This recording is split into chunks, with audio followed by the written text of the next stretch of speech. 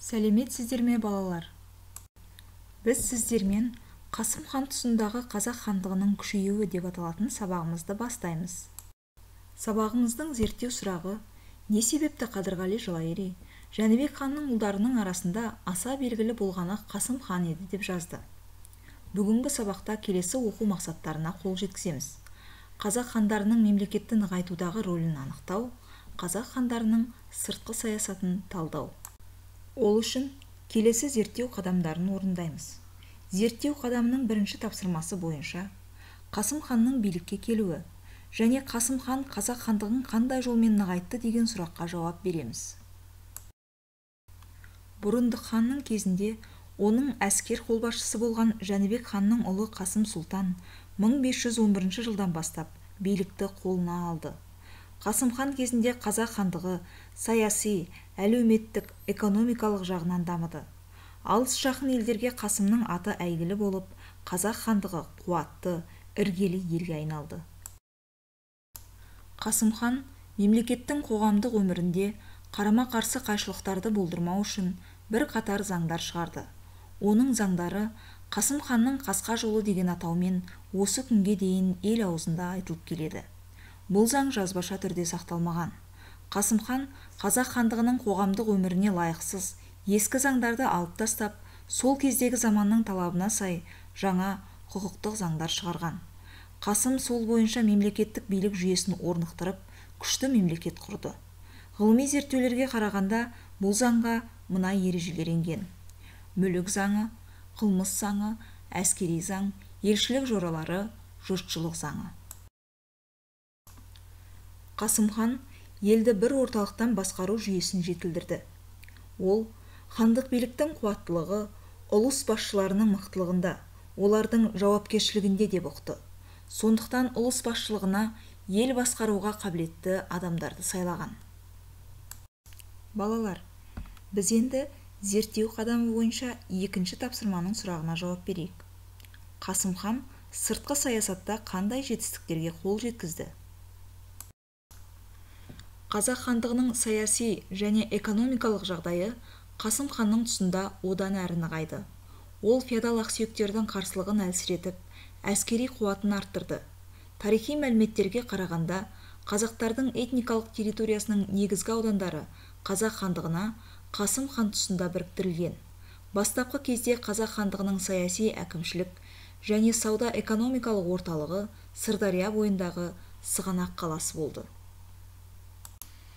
Қасым хан тұсында Моғол хандығының Жетісуға жүргізген билігі барған сайын әлсірей берді.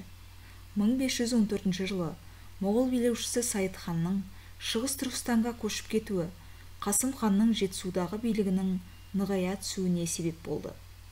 Моғолстанның негізгі бөлігі Қазақ хандығының құрамына қосылды. 16 ғасырдың екінші онжылдығында Қасым хан ұлан-байтақ қазақ территориясын өз қол астына қаратты. Бұл кезде қазақ хандығының шекарасы оңтүстікте Сырдария алабымен ұлғайып, Түркістан аймағындағы қалалар қазақ хандығының иелігіне өтті. Түркістан қазақ хандығының астанасына айналды. Шығыс оңтүстікте оған Жетісу жерінің біраз бөлігі Шу, Талас, Қаратал, Іле өзенінің алабы қарады. Солтүстік және шығыс солтүстікте Ұлытау өңірі мен Балқаш көлінен асып, Қарқаралы тау тарамдарына дейін кеңейді. Батыс солтүстікте Жайық өзенінің алабын қамтыды. Осылайша хандықтың шекарасы кеңейе берді. Мұхаммед Хайдар Дулатидың деректеріне сүйенсек, Қасымның қол астындағы халық саны 1 миллионға дейін жеткен. Қасым өзінің сыртқы саясатында Ноғай ордасына зор мән берді. Маңғыт жұрты, яғни Ноғай ордасының халқы ол кезде ауыр дағдарысты бастан кешті. Мырзалар, ру басылары билік үшін өзара күресті. Қасымның белсенді әрекеттері Ноғай мырзалардың Жайықтан ары Еділге қарай алысқа көшіп кетуге мәжбүр етті.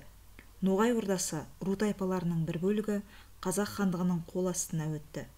Қасым Қазақ хандығының аумағын батысында Жайықтың арғы бетіне дейін жеткізді. Қасым ханның сыртқы саясатының басты бағыты Сырдария бойындағы қалаларды қаратып алу жолындағы күрес болды. Бұл мақсатпен Қасым хан Мәуереннахр билеушісі Шайбани ханмен және оның ұрпақтарымен тоқтаусыз күрес жүргізді. Мұхаммед Шайбани хан қазақ хандығының экономикалық жағынан күшеюіне жол бермеуге ұмтылды. Шайбани хан алғаш рет экономикалық соққы беру үшін екі ел арасындағы сауда байланысын үзіп тоқтатуға тырысты.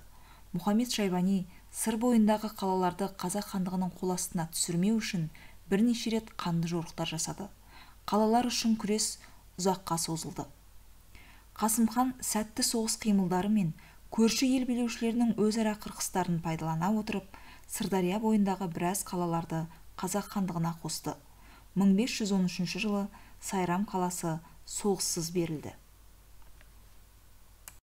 Деректерге сәйкес, қазақ хандығының аумағын кеңейту мәселесін Қасым хан қарулы күреспен қатар дипломатиялық жолмен де шешіп отырды.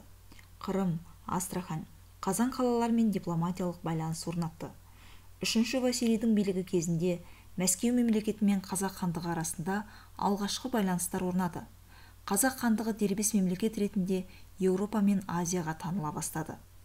Мұхаммед Хайдар Дулатидің деректеріне сәйкес, Қасым хан өмірінің соңғы кезінде Сарайшықта отырып билік жүргізді. 1518 жылы Сарайшық қаласында дүние салып, сонда жерленді. Ал балалар, Қасым ханның сыртқы саясатының жетістіктерімен танысып болсақ, зерттеу қадамы бойынша үшінші тапсырманың сұрағына жауап берейік. Деректерде авторлар Қасым ханға қандай баға берді деп ойлайсың? Қасым хан туралы деректерде авторлар Қасым ханның тұлғасына өте жоғары баға берген. Мысалы, атақты Бабыр, жұрттың айтуына қарағанда, қазақ сұлтандары мен хандарының бірде-бірі бұл халықты дәл Қасым хан сияқты бағындыра алмаған. Оның қарамағындағы атты әскер саны 300 мыңға жуық дейді.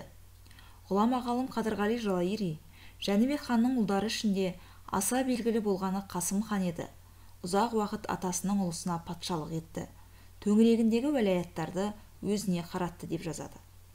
Әйгілі тарихшы Мұхаммед Хайдар Дулати, Қасым хан Жәнібек ханның ұлы.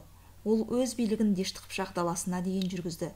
Бұл елде Жошы ханнан соң дәл осындай құдіретті хан болған емес деп сипаттаса, Моғолстан билеушісі Сайд ханның Қасым ханның қамқорлығы мен айтқан сөздерін өмірінің соңына дейін ұмыта алмағандығын жазады. Балалар, зерттеу қадамдарын орындап болсақ, бүгінгі сабағымызды қорытындылау үшін келесі сұрақтарға жауап берейік. Тарихи деректер Қасымның қандай жеке қасиеттері туралы айтады?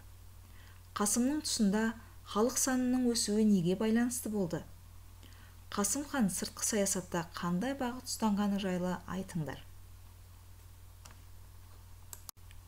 Сіздерге берілетін үй тапсырмасымен таныс болыңыздар. Алдарыңызда тұрған пирамидаға Қасым ханның негізгі 5 жетістігін маңыздылығына қарай орналастыр. Өз таңдауыңды түсіндіріп, шағын тезис жаз. Келесі, картаны пайдалана отырып, Қасым хан тұсындағы қазақ хандығының шекарасын анықта. Мен сіздерге келесі ресурстарды пайдалануды ұсынамын.